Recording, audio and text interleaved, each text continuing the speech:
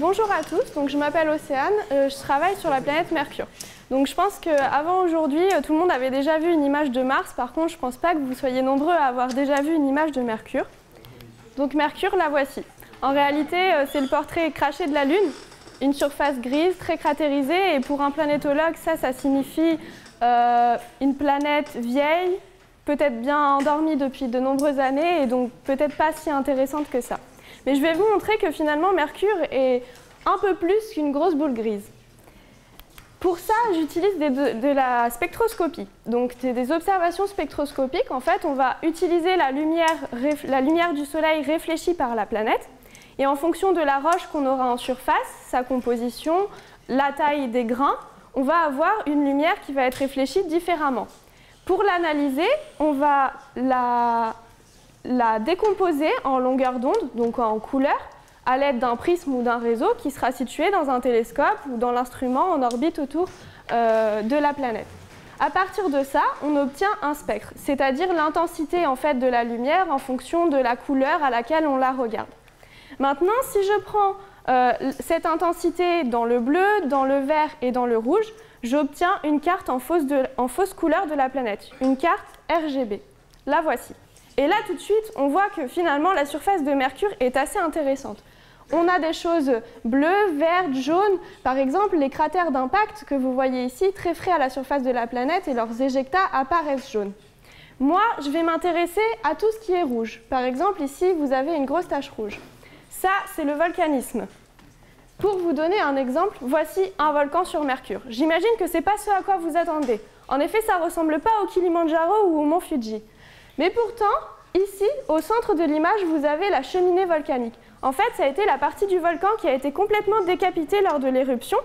On voit bien que c'est très chaotique et on la différencie facilement des cratères d'impact qui sont juste ici, qui eux sont très circulaires avec une profondeur en forme de bol. Donc ça, c'est la cheminée volcanique. Et tout autour, on voit un dépôt brillant. Ce dépôt brillant, c'est le dépôt volcanique, qu'on va appeler en termes plus scientifiques le dépôt pyroclastique. Et ce dépôt, on a vraiment du mal à le délimiter. Et pourtant, c'est important pour essayer de connaître la taille de ces volcans.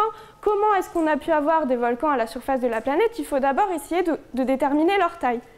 Donc maintenant, si on essaye de déterminer la taille du dépôt comme ça a été fait par certains chercheurs, on peut observer cette taille-là. Si maintenant, on superpose les données spectroscopiques, voici les données spectroscopiques à la surface de la planète. On voit bien tout de suite que le volcan apparaît rouge. Et donc si on regarde la limite un peu plus en détail, on peut fixer une nouvelle limite du volcan. Finalement, le volcan n'a pas un diamètre de 140 km comme c'était déterminé avant, mais plutôt de 300 km. Et un volcan de 140 km et un volcan de 300 km, c'est absolument pas la même chose. Pour vous en convaincre, voici une image satellite de la Terre. Faisons un petit peu de planétologie comparée. Ici, vous avez l'Islande.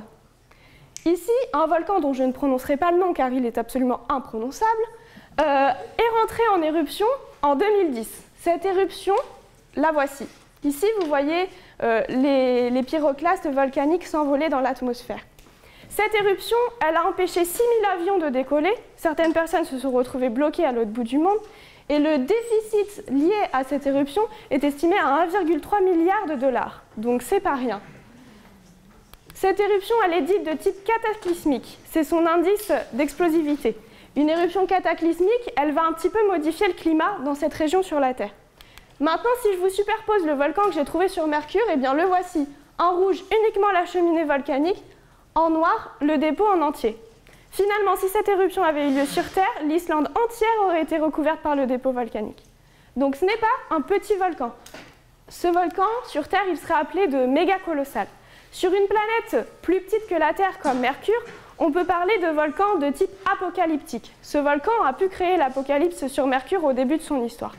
Maintenant, dans ma thèse, j'utilise les données spectroscopiques pour essayer de déterminer la taille de ces volcans, en déduire leur volume, regarder sur la surface de la planète où est-ce qu'ils se trouvent.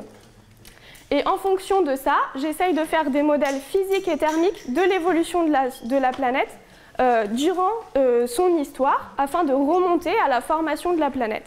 Voilà, je vous remercie pour votre attention.